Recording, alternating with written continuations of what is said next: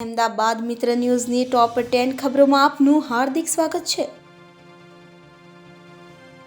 અર્જુન મોઢવાડા બાદ સૌરાષ્ટ્રમાં વધુ એક કોંગ્રેસના ધારાસભ્ય રાજીનામું આપ્યું। એક બાદ એક ધારાસભ્યના રાજીનામાના સમાચારથી કોંગ્રેસમાં સન્નાટો છવાઈ ગયો છે।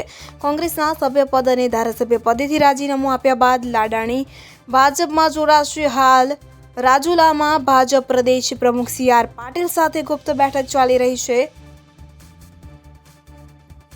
ભારત જોડો ન્યાય યાત્રામાં ઈશુદાન જોડાશે તો આમ આદમી પાર્ટી અને કોંગ્રેસ પાર્ટી ગઠબંધન હેઠળ આગામી લોકસભા ચૂંટણી લડવા જઈ રહી છે। હાલ કોંગ્રેસના નેતા રાહુલ ગાંધીની આગેવાનીમાં કોંગ્રેસ પાર્ટીની ભારત જોડો ન્યાય યાત્રા ચાલી રહી છે અને આ યાત્રા 7 માર્ચના રોજ ગુજરાત ખાતે પહોંચશે। આ યાત્રામાં જોડાવા માટે કોંગ્રેસ પાર્ટી તરફથી સમગ્ર આમ આદમી પાર્ટીને આમંત્રણ મળ્યું છે। સમગ્ર આમ આદમી પાર્ટી વતી આમ આદમી પાર્ટીના પ્રદેશ પ્રમુખ યશુદાન ગઢવીએ આમંત્રણને સહજ સ્વીકાર્યું છે। 4-4 બંગડીવાળી ગાડી ગીત કોપીરાઇટ વિવાદ ગુજરાતીઓનું પ્રિય 4-4 બંગડીવાળી ગાડી ગીતના કોપીરાઇટનો મામલો હાઈકોર્ટમાં છે। નીચલી કોર્ટના ચુકાદા સામે રેડ રિબીરે હાઈકોર્ટમાં અપીલ કરી હતી, જે મુદ્દે સુનાવણી હાથ ધરનાર હતી, પરંતુ બંને પક્ષના વકીલોની સહમતિથી આ મુદ્દે વધુ સુનાવણી 26 માર્ચે હાથ ધરાશે। ત્યારે હાઈકોર્ટે કિંજલ દવેના આ ગીતને જાહેર મંચ પરથી ગાવા મુદ્દે સ્ટે યથાવત રાખ્યો છે, એટલે કે 26 માર્ચ સુધી હજુ પણ કિંજલ દવે જાહેર મંચ ઉપરથી આ વિવાદિત ગીત ગાઈ શકશે નહીં। આત્મહત્યા કરનારી મહિલા પોલીસ કોન્સ્ટેબલના પ્રેમીએ ગળે ફાંસો ખાધો।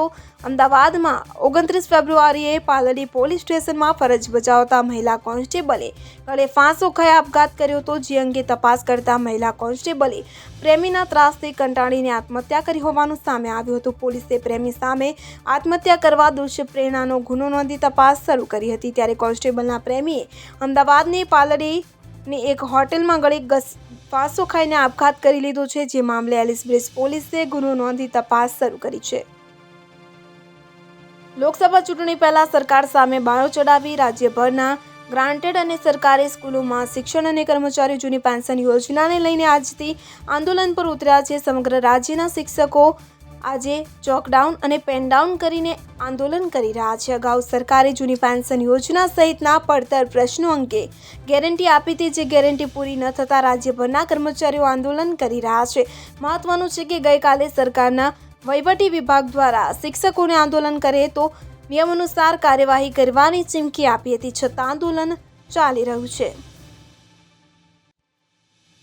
રેશનિંગ કાર્ડ કાઢવા માટે 500 લાંચ લેતા 2 રંગે હાથ ઝડપાયા। મ્યુનિસિપલ કોર્પોરેશનની દક્ષિણ પશ્ચિમ ઝોન કચેરીના કોમ્પ્યુટર ઓપરેટર સુનિલ બોજાવિયા અને ખાનગી વ્યક્તિ કમરુદ્દીન શેખ રેશનિંગ કાર્ડ કઢાવી આપવા બદલ ₹500ની લાંચ લેતા LCBના હાથે ઝડપાયા હતા। બંને જણાએ એક વ્યક્તિને ₹4500માં રેશનિંગ કાર્ડ કઢાવી આપવાનું કહીને ₹3000 લઈ લીધા હતા। જો કે રેશનિંગ કાર્ડ નીકળી જતા ₹1000 માફ કરીને બાકી રહેલા ₹500 લેતા પકડાઈ ગયા હતા। એક વ્યક્તિને રેશનિંગ કાર્ડ કઢાવવાનું હોવાથી તેઓ મક્તમપુરાની સબ ઝોનલ ઓફિસમાં ગયા હતા।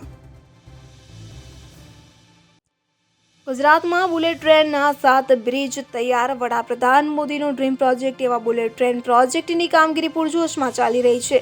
અમદાવાદથી મુંબઈ સુધીના 508 કિલોમીટર ઉપર 24 જેટલી નદીઓ આવે છે કે જેના પર બ્રિજ બનાવવાની કામગીરી ચાલી રહી છે। ત્યારે વધુ એક મોહર નદી પર બ્રિજનું નિર્માણ થઈ ચૂક્યું છે। ગુજરાતમાં અત્યાર સુધીમાં 7 નદી પર બ્રિજનું નિર્માણ કરી દેવામાં આવ્યું છે। એરટેલ અને વોડાફોનના ટાવરના BTS બોક્સમાંથી 90,000ની કિંમતના ABIAની ચોરી। અમદાવાદમાં ચોરી અને લૂંટની ઘટનાઓ બેફામપણે વધી રહી છે। રહેણાંક અને ઓફિસોમાં થતી ઘટનાઓની સાથે હવે મોબાઈલ ટાવરોમાંથી ચીજવસ્તુઓની ચોરી થવા માંડી છે। બોડકદેવ પોલીસે વોડાફોન તથા એરટેલ કંપનીના નેટવર્કિંગ ટાવર ઉપર સુપરવિઝનનું કામ કરતા કર્મચારીની ફરિયાદને આધારે વધુ તપાસ હાથ ધરી છે। ચોરોએ 90,000ની મત્તાની ચોરી કરી હોવાની ફરિયાદ નોંધાવવામાં આવી છે। અમદાવાદમાં રેપિડ ટ્રુ વ્હીલર બંધ કરવા માટે રિક્ષા ચાલકો RTO કચેરીએ પહોંચ્યા। અમદાવાદમાં ટ્રુ વ્હીલર ટેક્સીનું સેવાનો વધારો થતાં રિક્ષા ચાલકોના ધંધામાં અડચણ ઊભી થઈ રહી છે। જો ટ્રુ વ્હીલરમાં સફેદ નંબર પ્લેટ હોય તો ટ્રાન્સપોર્ટ માટે અયોગ્ય હોય છે। ફક્ત પીળી નંબર પ્લેટ ધરાવતા વાહનો મુસાફરી લઈ શકે, જે RTO કચેરીના નિયમો છે, પરંતુ રેપિડ કંપની દ્વારા મોટર વ્હીકલ ગેટર ગાઈડલાઇન 2020નો ભંગ કરીને નોન ટ્રાન્સપોર્ટ વ્હીકલનું ઉપયોગ કરીને મુસાફરોને સુવિધા આપે છે કે જેના વિરોધમાં રિક્ષા ચાલકોના યુનિયન દ્વારા આરટીઓ કચેરી ખાતે આ પ્રકારની કંપની બંધ કરાવવા માટે છેલ્લા 1 વર્ષથી રજૂઆત કરવામાં આવી રહી છે. તેમ છતાં હજુ પણ અમદાવાદ શહેરમાં આ પ્રકારના ટુ વ્હીલર મુસાફરની સવારી લઈને રિક્ષા ચાલકોના ધંધાને નુકસાન કરે છે. અમદાવાદમાં લાંચો કોન્સ્ટેબલ ઝડપાયો. અમદાવાદ પોલીસ વિભાગની છબી ખરડતો એક કિસ્સો સામે આવ્યો છે. ચોરીના આરોપી પાસે પૈસા ભરાવવા માટેની નોટિસ આપ્યા બાદ પૈસા ભરાવવા માટે હેરાન ન કરવા 10,000 રૂપિયાની માંગણી કરી હતી, જે બાદ 5,000 રૂપિયાની લાંચ લેતા રોજે વિસરાયેલ પોલીસ સ્ટેશનનો કોન્સ્ટેબલને એસીબીએ ઝડપી લીધો હતો.